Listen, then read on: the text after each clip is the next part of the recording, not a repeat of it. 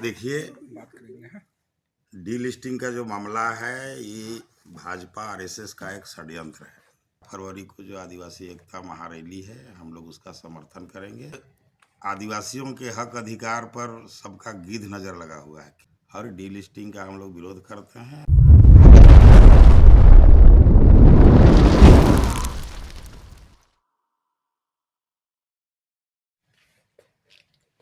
Seat तो खोले हुए हैं।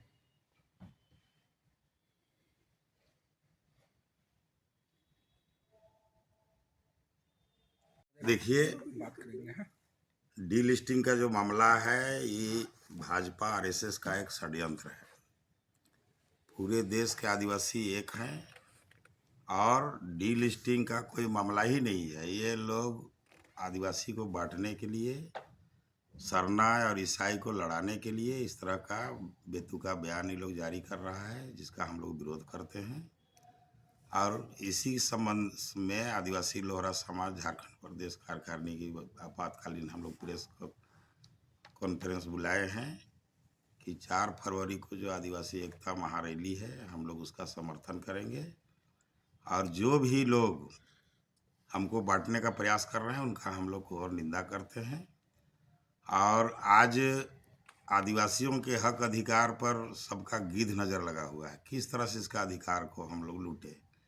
आरएसएस भाजपा के लोग दिन और रात षड्यंत्र रच रहे हैं कि आदिवासी का जो आरक्षण चाहे जो भी सुविधा है जिसके बदौलत ये लोग आगे बढ़ रहे हैं उसको हम कैसे छीने। दिन और रात षड्यंत्र रच रहे हैं। इस षड्यंत्र को हम लोग सफल नहीं होने देंगे।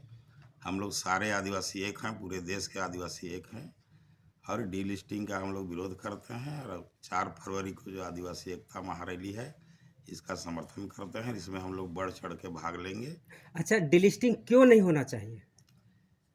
भारतीय संविधान में जाति के नाम पर आरक्षण है, धर्म के नाम पर आरक्षण नहीं है। और भारत धर्मनिरपेक्ष देश है, जो भी धर्म कोई भी मान सकता है। इस पर उंगली उठाना ये आदिवासी विरोधी लोगों का काम है।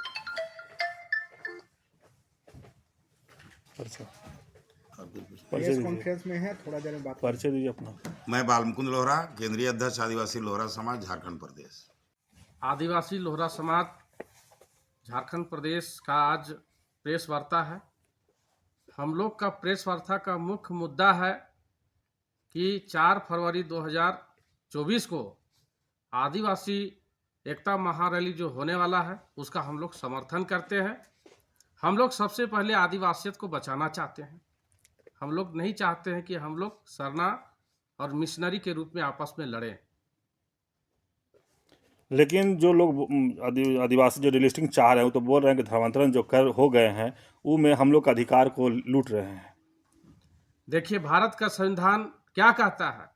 अनुच्छेद 15 में साफ लिखा हुआ है कि जाति, धर्म और आस्थानीयता लिंग के आधार पे भारत के नागरिकों का मौलिक अधिकार का हनन नहीं किया जा सकता है।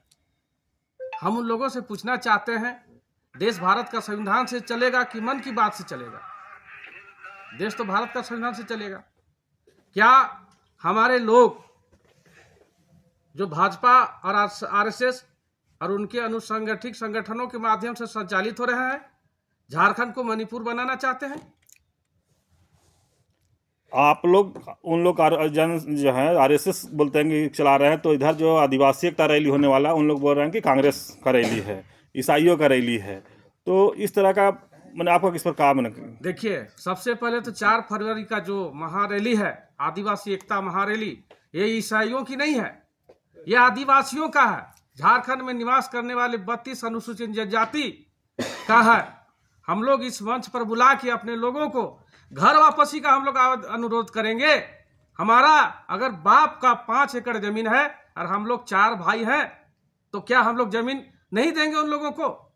और भारत का संविधान क्या कहता है? भारत का संविधान कहता है धर्मनिरपेक्ष देश में हम लोग रहते हैं, कोई भी व्यक्ति, कोई भी समाज, कोई भी धर्म को मान सकता है। तो क्या आदिवासी एकता रैली जो 4 फरवरी को होने वाला है उसमें घर वापसी का बात होगा? जरूर, कहे नहीं होगा, करना भी चाहिए।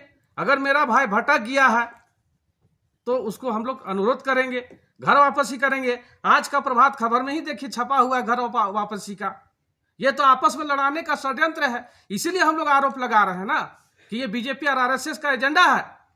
तो आप आदिवासी अपने आप को मानते हैं, तो 24 दिसंबर का जो रैली हुआ था उसका समर्थन क्यों नहीं किए? वो लोग गैर आदिवासी हैं। देखिए, सीधा बात है, संविधान विरोधी कोई भी गतिविधि में हम लोग शामिल नहीं होना चाहते हैं।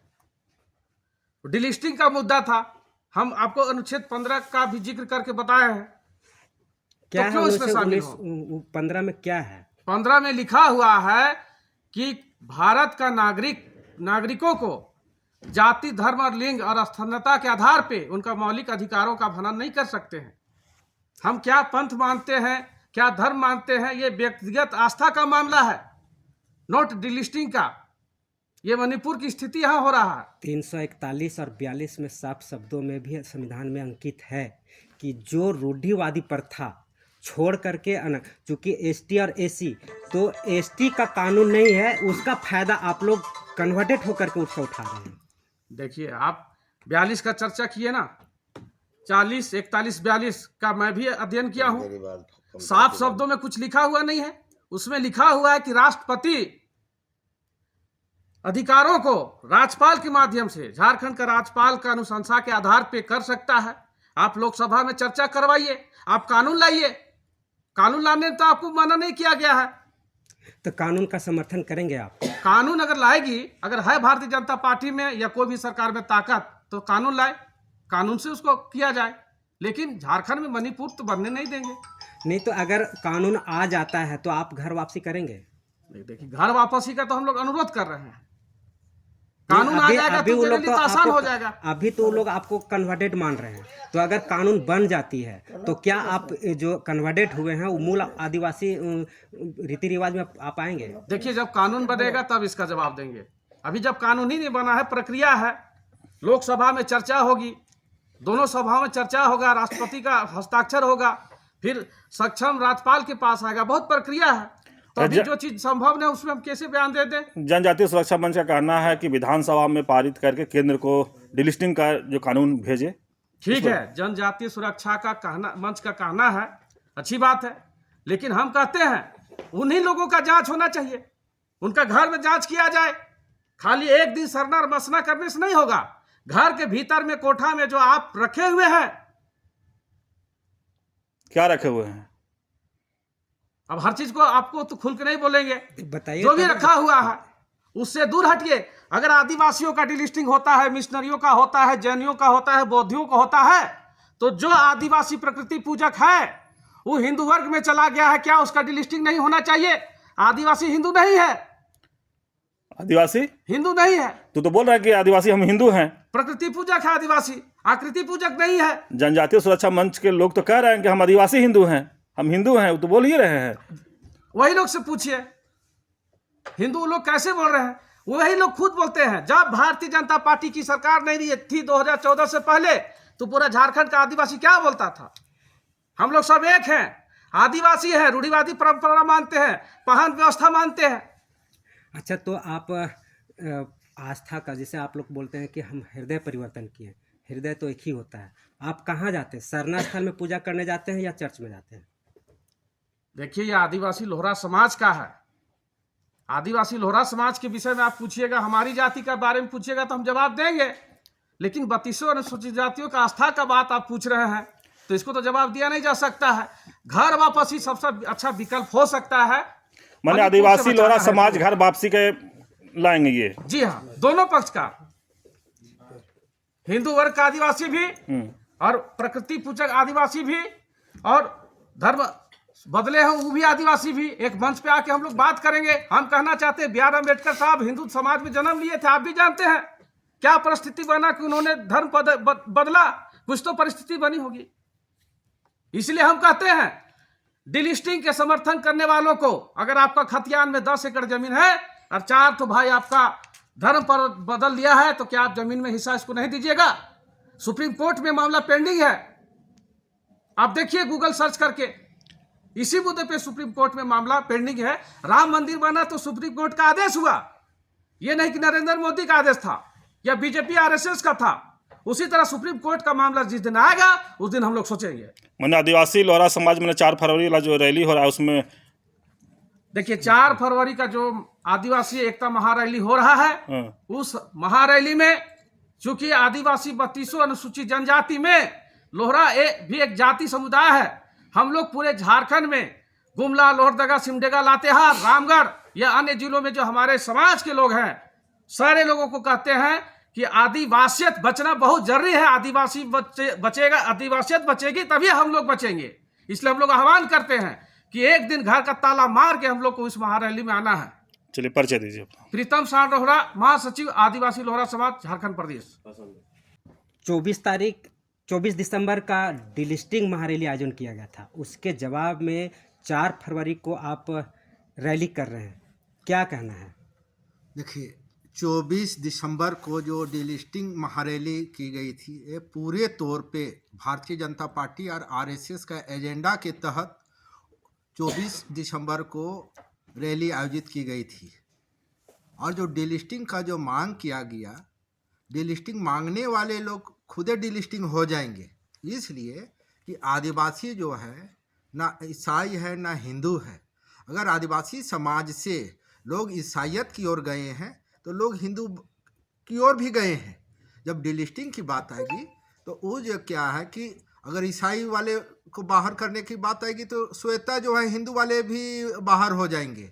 तो एक्चुअली डिलिस्टिंग की मांग तो करना चाहिए मूल आदिवासियों को जो प्राकृतिक पूजक हैं। लेकिन अभी हम चुनाव का समय में देख क्या रहे हैं कि हिंदू बने हुए आदिवासी ईसाई बने हुए आदिवासी को डिलिस्टिंग कराने की मांग करते हैं। और इस जगह जो है आपस में खुद गलत हैं और दूसरा को गलत बोल रहे हैं।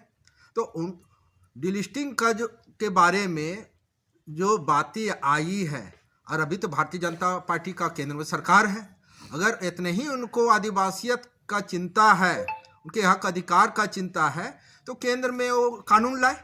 जिस प्रकार से आपका अनुसूचित जाति के लिए नियम है कि हिंदू धर्म छोड़ के अगर दूसरे धर्म में वो चले जाते हैं तो उनकी जो अनुसूचित जाति का जो उपाधि है या मान्यता वो समाप्त हो जाएगी। और आदिवासी मामले में जो है वैसा कोई कानून नहीं है। और जो है अगर इतने ही उनको आदिवासियत का चिंता है तो केंद्र में जो है आप कानून लाइए कि जो मूल आदिवासी अपनी प्राकृतिक पूजा पाठ पहचान को छोड़ के अगर हिंदू में चले जाते हैं, ईसाई में चले जाते हैं तो उनकी आदिवासियत समाप्त हो जाएगी। तो यहाँ कानून तो ला नहीं रहे हैं। लगभग आप 10 वर्ष होने जा रहा है भारतीय जनता पार्टी का केंद्र में सरकार है, तो उनको कानून लानी चाहिए। तो कानून बनाने के जगह में जो है आपस में वो जो है लड़ाई झगड़ा कराने के लिए, राज को अशांति करने के लिए वो फंडा चले हुए हैं। तो ये फंडा जो है आदिवासी जग चुके हैं। आपसी भाईचारगी राज में बना रहे, इसके लिए जो है 4 फरवरी को जो आदिवासी एकता रैली बुलाई गई है, इस रैली में मूल आदिवासी भी रहेंगे, ईसाई में कन्वर्टेड आदिवासी भी रहेंगे और हिंदू में कन्वर्टेड आदिवासी भी रहेंगे। क्योंकि अगर समाज को बचाना है, राज को बचाना है, तो सभी का दायित्व बनता है कि जब तक कानून नहीं बनता है तब तक जो है आपस में मिलजुल करके रहे और राज को शांति कायम करे। दादा 2024 में चुनाव है, 2024 वर्ष चुनाव के देखा जा रहा है, लोकसभा भी विधानसभा भी। तो इस समय डिलिस्टिंग और इधर आदिवासी एकता के दोनों का रैली को आप कैसे देखते हैं? देखिए क्रिया का प्रतिक्रिया होता है और सबका अपना अपना समझ है, लेकिन आदिवासियत को बचाने के लिए आपको बीच बीच में कार्यक्रम करने की ज़रूरत है। और ये जो 4 फरवरी का जो कार्यक्रम है वो मूल आदिवासियों के माध्यम से बुलाया गया कार्यक्रम है, रैली है। लोग जो है इल्ज़ाम लगा रहे हैं कि नहीं ईसाइयों का ये रैली है। भैया ईसाइयों का जब रैली है तो एक तरफ हिंदू बने आदिवासी रैली करते हैं, तो उसी कोई बात नहीं। हम लोग जो देख रहे हैं, मूल जो आदिवासी हम लोग देख रहे हैं कि जिस प्रकार से समाज को तहस नहस करने का जो षड्यंत्र हो रहा है, तो उस षड्यंत्र को रोकने के लिए कहीं ना कहीं सूझबूझ के साथ आपको पहल करने की ज़रूरत है। जब पहल होगा समाज बचेगा, राज बचेगा तो देश बचेगा। लेकिन यहाँ जो देखा जा रहा है, मतलब आप हाल के दिनों में देखें हिंदू मुस्लिम करने से क्या फायदा है? अरे जब आप रोजगार दीजिए, आप हमको जो भी सुख सुविधा है उसके तहत शांति से रहने दी, देश ऐसे स्वतः विकास करेगा।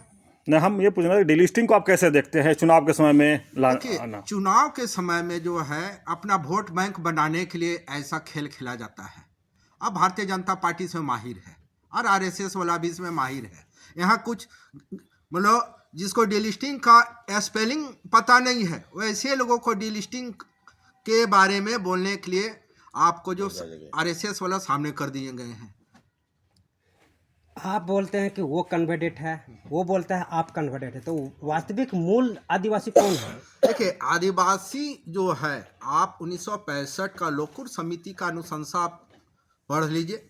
उसमें जो है लोकुर समिति आप एसटी आदिवासी जन्मजात होता है, उसका डीएनए अलग होता है, लेकिन एसटी और एससी ये भारतीय संविधान का एक शब्द है जिसके तहत जो है वैसे पिछड़े वैसे विशिष्ट संस्कृति के लोगों को जो है संविधान और देश की मुख्यधारा में जोड़ने के लिए आरक्षण का व्यवस्था किया गया। उसी में एसटी और एससी शब्द का लाया गया है। तो अगर आज जो भी सुविधा आपको एसटी और एससी के नाम से मिलता है तो उसके लिए आपको जाति प्रमाण पत्र जब आप जमा करते हैं तब उसका लाभ मिलता है, लेकिन आदिवासी होने के लिए जाति प्रमाण पत्र की जरूरत नहीं है। वो जो है जन्मजात आदिवासी होता है। आपको अगर लाभ से वंचित करना है तब ऐसा कानून लाइए, और कानून ला करके जो है जो भी हिंदू धर्म में कन्वर्टेड है, जो ईसाई धर्म में कन्वर्टेड है, वैसे लोगों को लाभ से आप वंचित कीजिए। लेकिन समाज को तोड़ने का और समाज को जो है विखंडित करने का कार्य नहीं होना चाहिए। अभय भट्ट कुमार, कार्यकारी अध्यक्ष आदिवासी लोहरा समाज, झारखंड प्रदेश। कि 24 दिसंबर को डिलिस्टिंग को लेके मतलब रैली हुई थी, तो आज हो रही है 4 तारीख को आने वाले दिन में ये उसके विरोध में। तो असल में क्या है कि उस दिन जो हुई थी 24 दिसंबर को, उसमें पूर्ण रूप से जो आदिवासी उसमें थे जो कि हिंदू धर्म के मानने ही वाले लोग थे, उनकी रैली थी। और आज जो हो रही है 4 तारीख को आने वाले दिन में, इसमें जो ईसाई बन चुके हैं, हिंदू बन चुके हैं या हिंदू हैं, हिंदू धर्म को मानते हैं, उन लोग सभी मिली जुली ये मीटिंग है। इसलिए इस 4 तारीख की रैली को ये कहना कि ये ईसाइयों की है, कांग्रेस की, ये गलत बात है।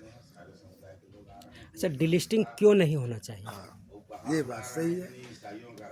डिलिस्टिंग क्यों नहीं होने, अगर डिलिस्टिंग होती है तो बहुत पहले 5-10% लोग मुसलमान बन गए, फिर कुछ बन गए हैं बौद्ध में भी नाम आता है। जनगणना की लिस्ट जब देखिएगा ना किसी भी यहाँ की जातियों की, तो वहाँ पाइएगा कि हिंदू बने हुए हैं, मुसलमान बने हुए हैं, ईसाई बने हुए हैं, जैन बने हुए हैं।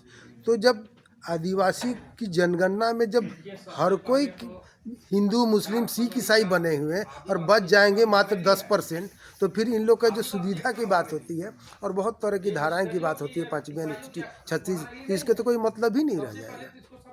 ठीक है, और मैं धर्म की बात इसलिए करता हूँ, परिचय मेरा, मैं उमेश लोहरा, आदिवासी लोहरा समाज।